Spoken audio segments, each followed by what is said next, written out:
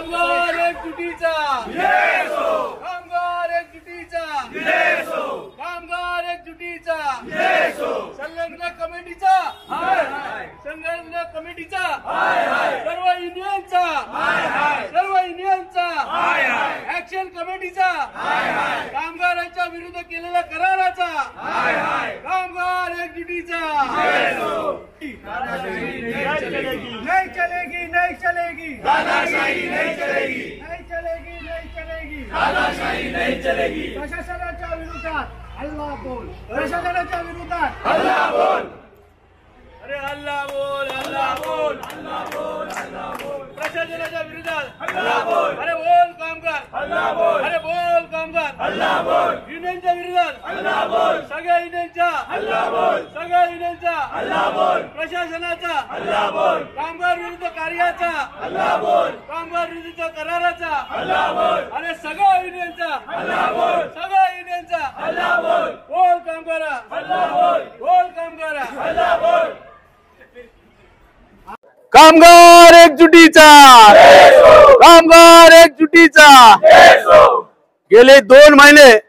आपल्या सगळ्या कामगारांना ज्या संलग्न युनियन आहेत ज्या 6 युनियननी अक्षरशः फसवलेलं आहे।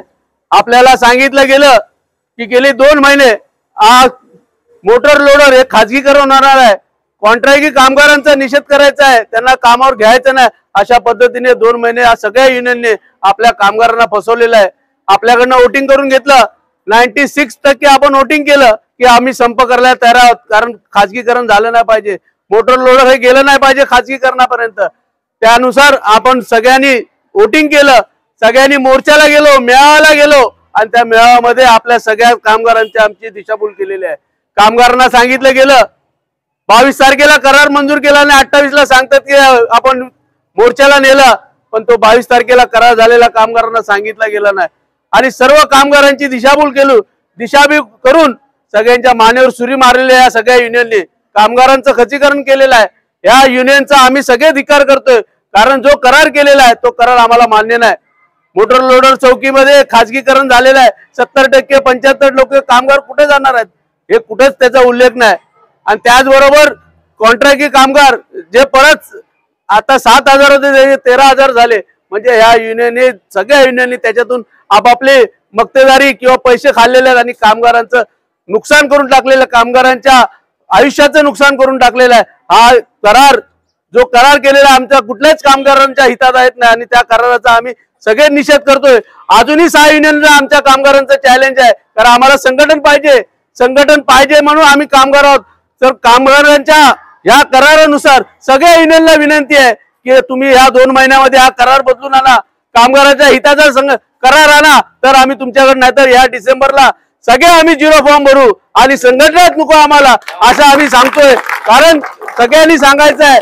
अजूनही आम्हाला 2 महिने तुम्हाला देतो आम्ही सगळ्या युनियनला, ज्या युनियनने हा करार केलेला आहे त्या 6 युनियनला आम्ही विनंती करतोय आणि आदेश देतोय की 2 महिन्यामध्ये हा करार रद्द करून आणा, नाहीतर 2 महिन्यानंतर आपल्या चौकीवर पाऊल ठेवू नका असं आम्ही सगळ्या कामगारांकडनं या युनियनला चॅलेंज करतोय, आवाहन करतोय। म्हणून सांगतो या कराराचा निषेध, कामगार एकजुटीचा, कामगार एकजुटीचा। मुंबई महानगरपालिका या पालिकेतून आपण आपला कचरा संकलन वाहून नेणाऱ्या वाहनांचा जो खाजगीकरण होत आहे या विरोधात आपण या ठिकाणी निषेध करत आहोत आणि हा निषेध त्या ज्या युनियननी आपल्या याच्यामध्ये जो संघर्ष समिती यांच्या अंतर्गत जो करार केलेला आहे, जो करार आपल्या महानगरपालिका मोटर लोडर कामगारांच्या हिताचा नसून तो कुठेतरी आम्हाला या ज्या दैनंदिन जो मोटर लोडरचं जे काम आहे जे कुठेतरी आमचं हिसकावून घेतलं जात आहे। मुद्दा क्रमांक त्या करारातला 4 असं नमूद केलं आहे की कामगारांना 70 ते 75% कामगारांना, मोटर लोडर कामगारांना आपला याच विभागात सुसंगत असं काम दिलं जाईल असं त्या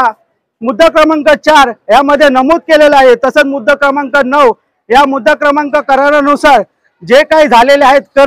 करार या कराराच्या विरोधात आपण कोणत्याही प्रकारे आंदोलन न करण्याचा त्या ठिकाणी असलेल्या 6 ज्या युनियन बलाढ्य युनियन आणि त्यांच्या अंतर्गत असणारी ऍक्शन कमिटी यांनी ज्या सह्या केल्या ते मान्य केलेलं आहे, जेणेकरून आपण जर आंदोलन केलं तर तुम्हाला या कायदेशीर बाबीत कुठेही न्याय मिळणार नाही असंही त्या करारामध्ये सहमत केलेलं आहे। मग त्या करारानुसार आमचं कुठंतरी खर्चीकरण होत आहे, आमच्यातलं काम हे हिसकावून घेण्याचं प्रशासन करत आहे। आज तागायत 3 पिढ्या झाल्या, परंतु असाही कुठलाही निर्णय या आज तागायत झाला नव्हता। खरं तर युनियन वेगवेगळ्या कामगारांच्या प्रश्नासाठी झटत आली, परंतु आज असा प्रश्न का उद्भवला? जर हेच कामगार जर यांचं काम हिसकावून न घेता आम्हाला योग्य पद्धतीने काम देण्याचं प्रशासनाने करायला पाहिजे होतं। खरं तर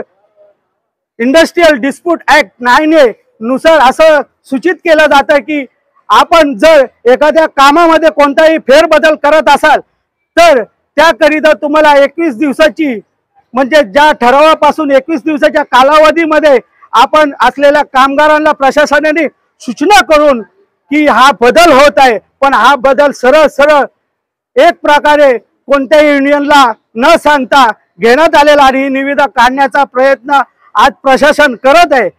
जर हा जो जी निविदा आहे ती कमीत कमी या कामगारांच्या सहमताने किंवा कोणालाही विश्वासात न घेता ही काढण्यात आलेली आहे। जर ही निविदा जर काढण्यात आली असेल तर ती अनलिगली कामगार विवाद 9A 1947 ऍक्टच्या नुसार ही अनलिगली ग्राह्य धरली जाते। परंतु या विरोधात संघटनेने भरपूर काही विरोध दर्शवलेला आहे। हा विरोध दर्शवत असताना आम्हाला सहमत घेऊनही सुद्धा त्यांनी संप करण्याची जी घोषणा केली त्या घोषणेकरिता त्यांनी संघर्ष समितीने एक संप करण्याकरिता एक मतदान घेण्याचा प्रयत्न केला। त्या मतदानामध्ये